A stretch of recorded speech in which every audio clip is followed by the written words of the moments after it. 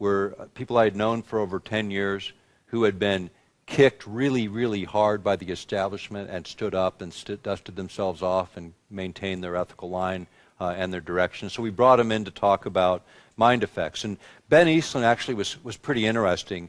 And what he said is that when he went to DARPA, and he knew Tony Tether on a first-name basis, he was running DARPA at the time, and most of the directors. And when he went around and sort of talked to them about mind effects, what he said to me is, when I asked him to come to the conference, he said, well, on a scale of 1 to 10, 10 being the least interesting, 2-3 years ago I would have said no. He said, but now it's a 1 or a 2 because as he went through DARPA, nobody was laughing anymore. They take it very seriously. I mentioned I have a website. There's some DARPA documents there that deal with this subject that are unclassified. We have probably 700-800 pages of documents there, materials there, and that stuff's all free. I encourage you to go there. It's earthpulse.com, EARTHPULSE.com. So the mind effects issue became important to me and was important prior to getting involved in this work. And I want to talk about some of the things that, these are just to remind me so I don't forget. This book, Between Two Ages, this is Zbigniew Brzezinski. Many of you remember him. He's one of the founders of the Trilateral Commission. He was National Security Advisor to Jimmy Carter when he was President of the United States. This book was written when he was at Columbia University back in the early 1970s. What's important in this book from my perspective is if you read it today, it's a history. It's not a forecast. It talks about what would happen as a result of technologies from the Americas, Africa, Europe, Eastern Europe, Asia. If you read it today, it is so right on in terms of its predictions. And some would say it wasn't a prediction, it was a conspiracy. If you're in his shoes, it was planned. We already talked about that. But it did happen. Okay, now on page 54 to 56 of this book are some really important things. And there were some observations, some quotes from an earlier publication called Unless Peace Comes, which was published in 1969. And in that there was a chapter called How to Wreck Your Environment, which this is before Earth Day, 1969. So people were still thinking in that frame. You know, and as I said earlier, even conservatives in Europe are awake enough to realize you can't destroy this planet without destroying yourself. And I appreciate all of that. But what he said, what he quoted was a guy named J.F. Gordon MacDonald. MacDonald was a science advisor to Lyndon Johnson. He was a professor of geophysics at UCLA. And what he said is if we could ever figure out how to electronically stroke the ionosphere in just the right way, we could return a signal to the Earth that would manipulate the behavior of populations over huge geographic areas. Now, what was important about that is in 1969, when he made that quote, and in the early 70s when it was re-quoted by Brzezinski, the technology, as far as we know, didn't exist. HAARP provided that way to electronically stroke the ionosphere in just the right way. Now, going back to this slide, this is a high-frequency transmitter that, through primary and secondary effects, can actually cover 16 decades of frequency, everything from very low frequency to visible light. By manipulating the signal and manipulating components of the natural environment. Think about it as if you're plugging in with this little bitty small transmitter into the Earth and then being able to manipulate the Earth by manipulating the energy itself and being able to capitalize on that energy, which is huge amount of energy that the Earth has available to it if you could figure out how to trigger it. And that's really what a lot of HAARP was all about. Now, this idea of Earth-penetrating tomography in the ELF range. Within that range, if we think about sort of where our brains are at, in our deepest states of sleep, 1 to 4 hertz, delta state, where we're really out cold. Theta, running approximately 4 to 7 hertz or pulses per second, vibrations per second. This is where you are in that kind of twilight stage between awake and asleep where you're conscious of your dreams. This is where 3 to 6-year-olds spend most of their time. You know, and if you I have 5 children, you know, I remember this. I got 4 grandchildren, I remember this. You know, they confuse the imaginary with the real, because this is where they're at. And we call them attention deficit disordered, and they're not. This is their normal state of consciousness, which is why Europeans are way ahead of the game. They generally don't start their children in school till around 7, which makes sense, because then they're ready for the academic learning. Approximately 7 to 12 hertz or pulses per second, the alpha range, that zone if you're an athlete or a writer, that creative place. I mean, the ideal state of learning is there. And then above that range, the beta ranges, and then further up where you get increasingly more agitated, the higher that frequency goes. What there is, and it has been discovered, and the book I'm out of now is Controlling the Human Mind. What they discovered is frequency following response, FFR.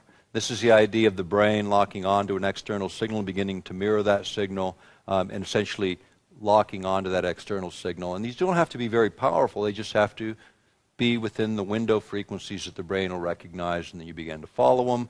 Consequently, your emotional state can be altered or changed on a pretty mass scale. Now, if you're near field, you have something near you that has a stronger signal within approximately the same ranges, you'll tend to move that direction versus something that's very weak coming from the ionosphere. But this did exactly what J.F. McDonald suggested, is the ELF range could be generated and then this frequency following response created in large segments of the population.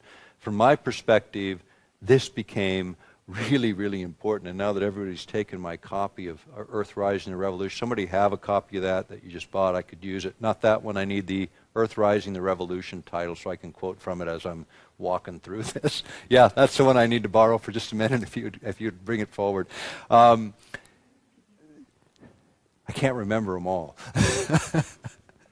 Thank you very much, and I'll get that back to you.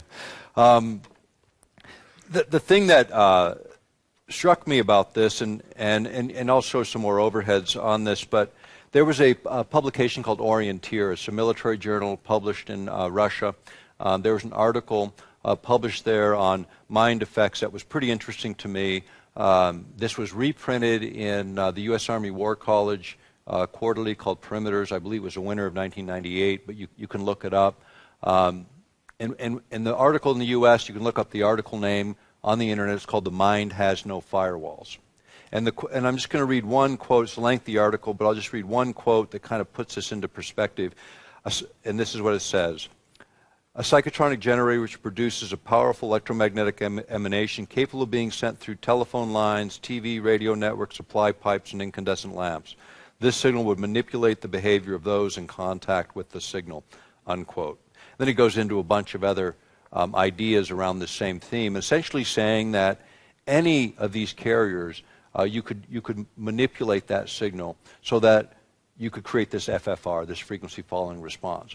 What's important, and I'll put this in context of even politics and marketing, the frequency following response is taught in every college that teaches psychology these days because they utilize this knowledge. Now, this is not restricted in terms of how you can utilize it. So something as simple as the flicker rate on a television screen is sufficient that within 20, 30 seconds to create that response in most people. Now, when you come home, most people go home, they watch television, they're tired, they're fatigued, they sit down, they're watching the television, their husband or wife is hollering at them, dinner's ready, and they're totally in trance, right? I mean, we've all seen it. Everybody's laughing, right? You've seen it because you've been there. And you're in this light, sort of trance-like state. Well, then you add in the flicker rate, and how you can tell there is a flicker rate and whether it's a coherent rhythmic signal. Just look at the white wall behind you when it's playing, and then you can get an idea of that. But you can then run the flicker rate in such a way that within just very few seconds, you actually are in a very suggestive state. The regular ad, the overt advertising hits you. Most people don't have firm opinions on very much, so you can move 1% or 2% of the population in a certain direction. For political purposes, you can see the ramifications of that pretty easily. If you remember during George Bush Jr.'s first election, he got in trouble for using subliminals, where he's using words. And the Democrats, and he had the rats and the stuff, and then he got caught, and they shut that down. Well, that's regulated and creates those kind of controversies, but the flicker rate, FFR, doesn't do it. And I want to mention that the easiest form of mind control, the easiest form, all you have to do is give the population a sense of anxiety, worry, or fear. And as soon as you have that in a population, you cannot reach your higher states of consciousness. It is impossible to reach your higher states of consciousness. So the easiest manipulation, the Baptist minister's known for years, and the government's known even longer. you know.